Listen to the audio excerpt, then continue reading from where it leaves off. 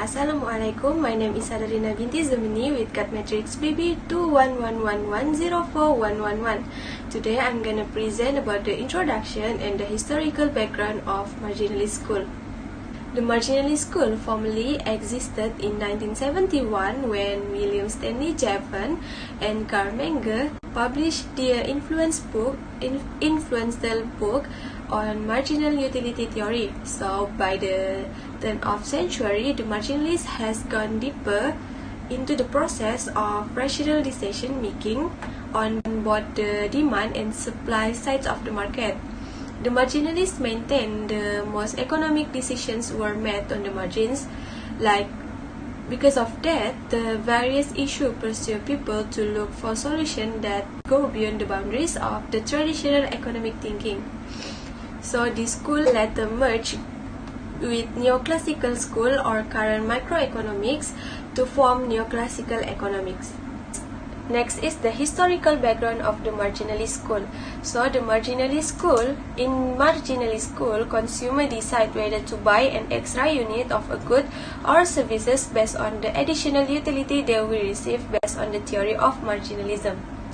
So the marginalists believe that the price of one or more commodities were determined by the utility or degree of satisfaction that the commodity provided to a buyer.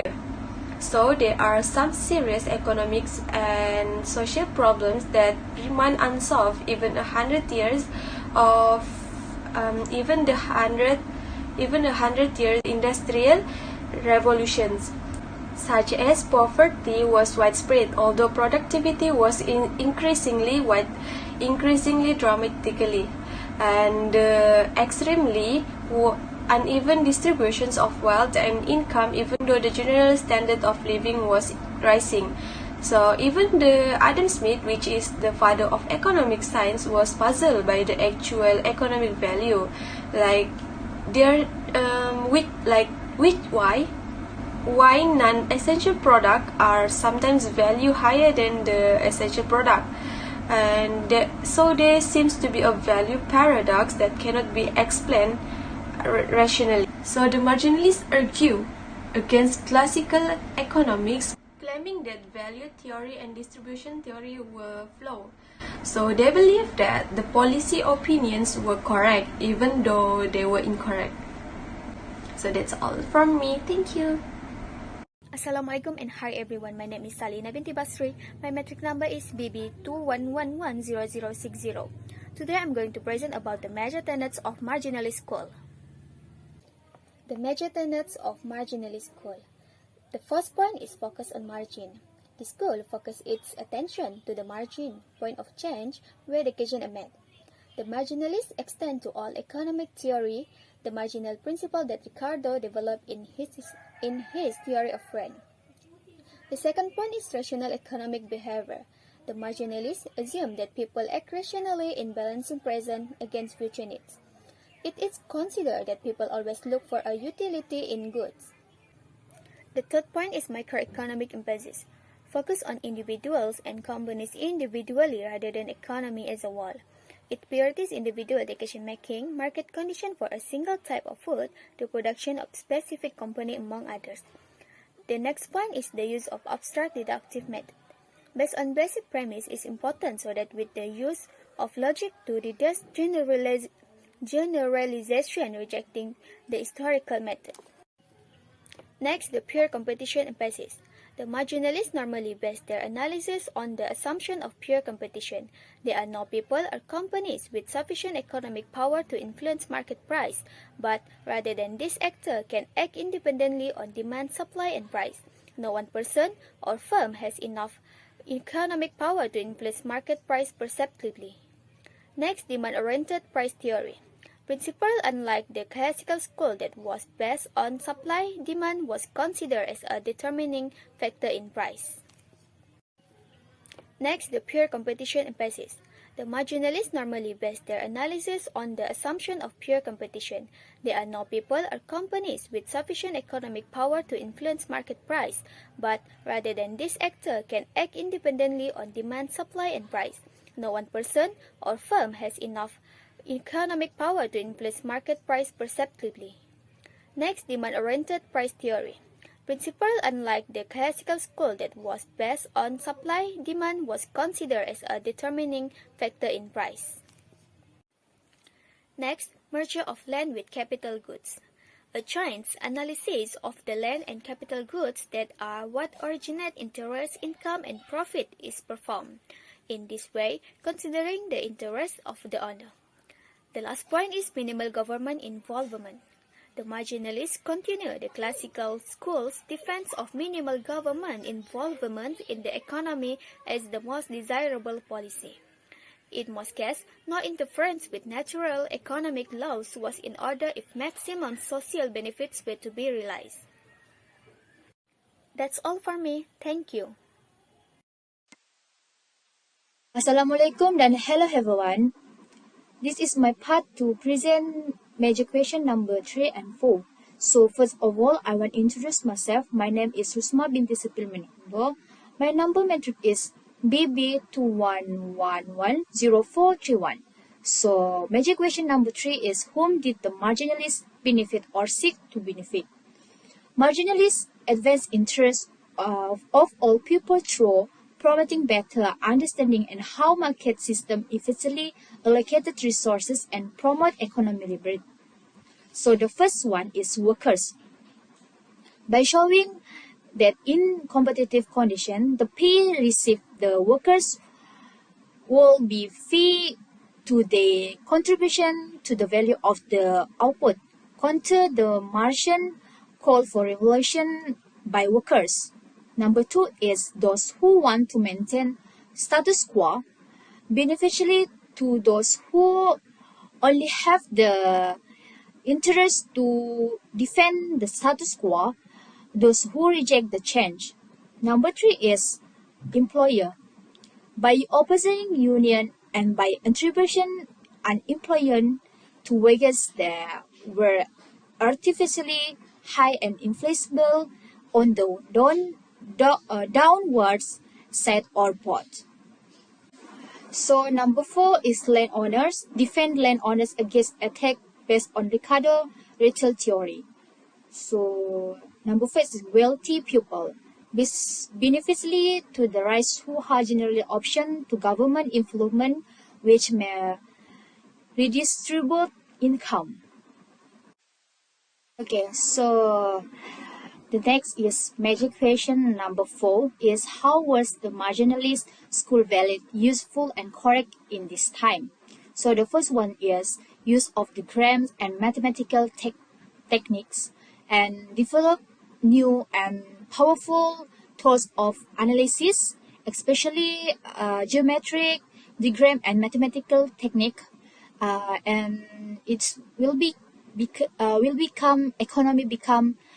more access social science. And the number 2 is the importance of demand determining price.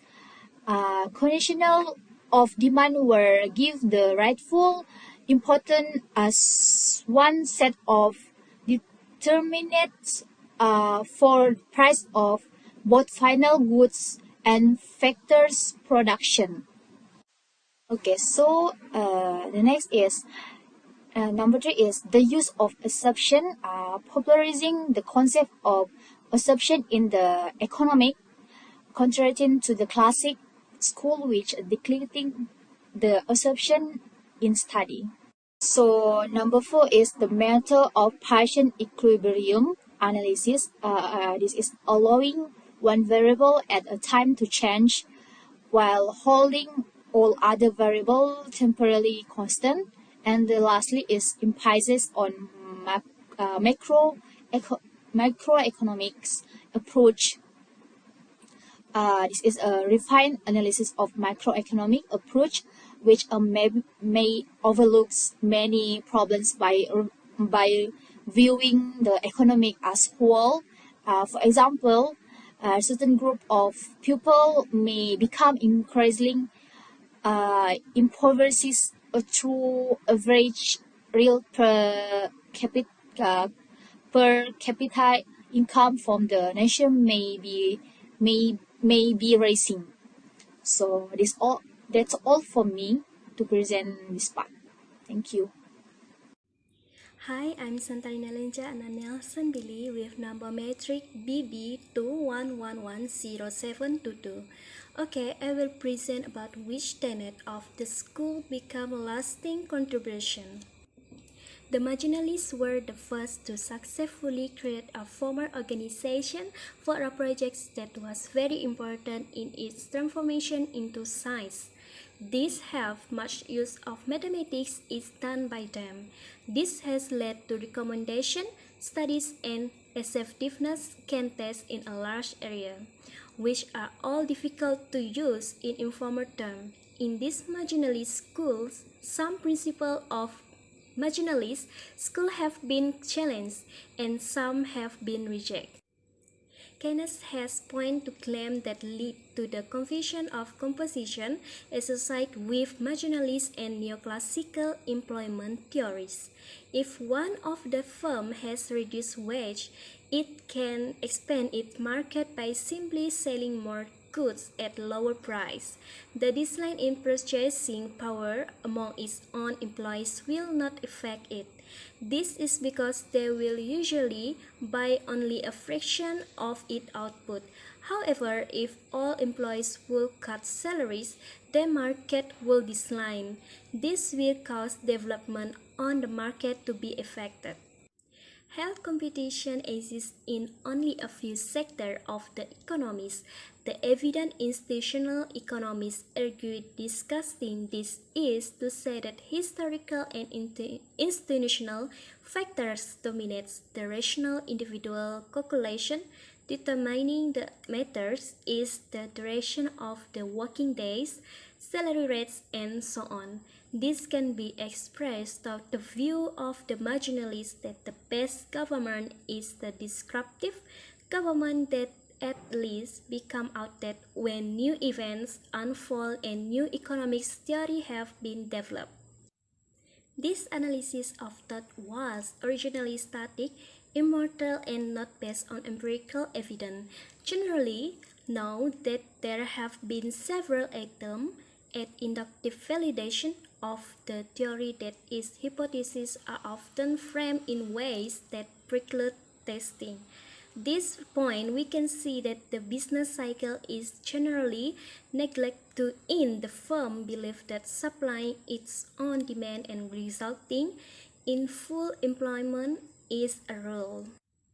These marginalist schools have mostly been absorbed by the broader neoclassical school with Keynesian macroeconomics variation dominate economic analysis in the Western District and have shared an international field with socialism. There are economists who developed lasting contributions such as mathematical economics. Antoine Augustin Carnot was a French mathematician who published pamphlets on mathematics, philosophy, and economics. He was the first person in economics use mathematics for economic analysis. He was the first economist to develop the mathematics of a simple mathematical model, poor monopoly, duopoly, and poor competition. In Carnot's monopoly theory, he has been considered the first economist to acquire the suggestion that a firm can maximize its profit by setting a marginal price of revenue equal to marginal cost.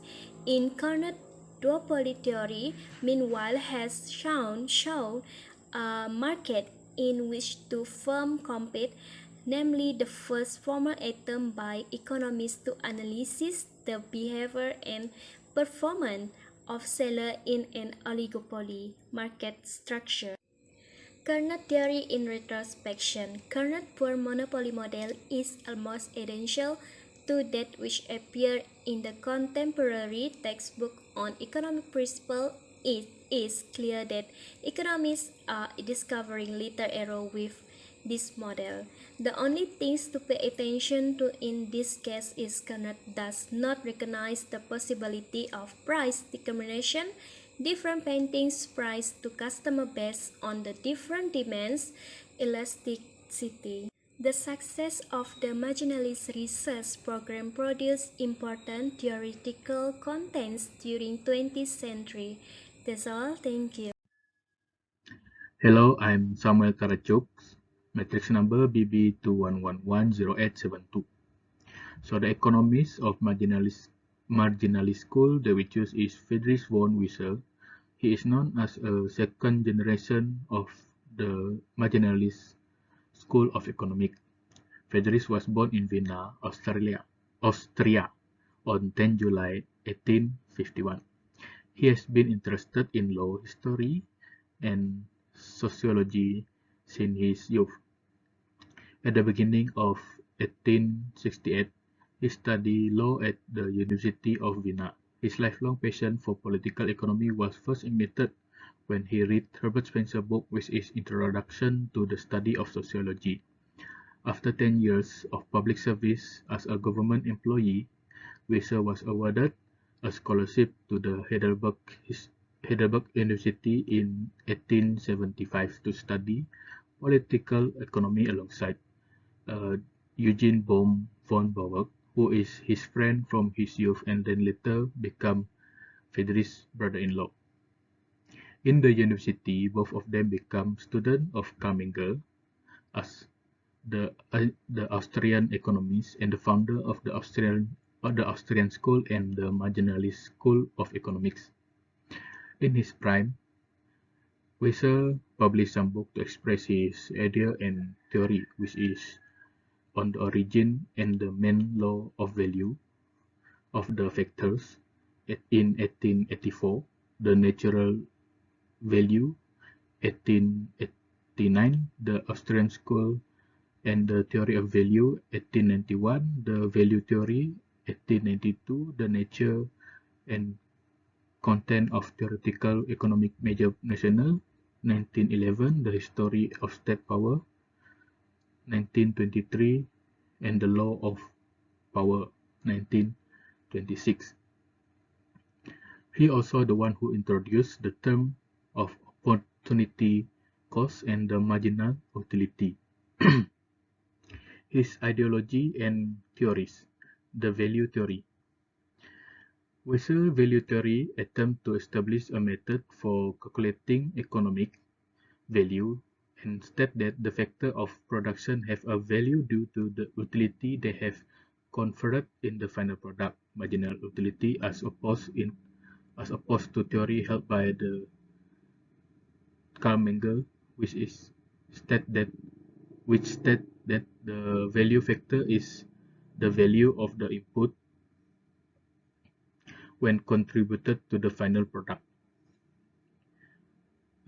Wieser's value theory was represented along his imputation theory in his work Natural Value, which was published in 1889. Friedrich Wieser asserted that the natural value is a neutral phenomenon, independent of the economic system. His idea of natural value tends to highlight how the value of property is continuously dependent on the distribution of income between the different social classes, so that in the present of the situation greatly lacking in equidistribution, goods and service provided with little social utility that can be a great value and vice versa. The imputation theory. Friedrich Wieser based his theory of imputation on the assumption that factors of production are combined in fixed proportion in each industry, but at different rates and in different industry. It was one of the first mathematical solutions to the problem of determining the price of factor of production. Alternative cost theory, which is known as opportunity cost theory, is a theory of enormous importance that comes from his book Theory of Social Economy, which was published in 1914. Opportunity cost is associated with a famous controversy from the early 20th century, where disciples of English economist Alfred Marshall were opposed to the continental economists of the Austrian school with history of alternative costs or the opportunity cost. The debate was focused on the following point. For the English, cost was a technical concept, the spending need to produce something, and for the Austrian, cost was a result of demand, as this will determine the level of production, depending on the willingness of buyers to pay that cost. Since demand is dependent upon the action of buyer, utility will determine a thing's cost rather than technology.